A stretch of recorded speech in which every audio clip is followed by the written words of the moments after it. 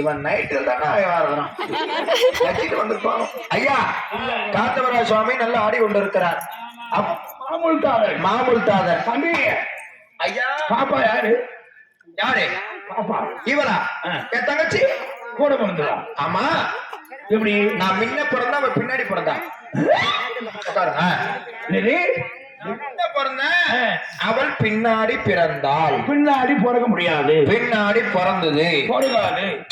பின்னாடி பிறந்ததுங்க ஆறு மாதிரிதான் பின்னாடி பிறக்கும். ஐயோ அது இல்ல. எங்க அப்பா அம்மா கல்யாணம் ஆகி ஒரு வருஷம் கழிச்சு நான் பிறந்தேன். சரி. அடுத்த 2வது மாசமே இவன் பிறந்துட்டான். ஏங்க கல்யாணம் பண்ணி ஒரு வருஷம் கழிச்சு நீ பிறந்த ஓகே. ஆமா. அப்ப 2 மாசம் கழிச்சு அவ பிறந்தாலும் அடுத்த 2வது 12 மாசம் இவன் பிறந்துட்டா. 2வது மாசமா? ஆமா.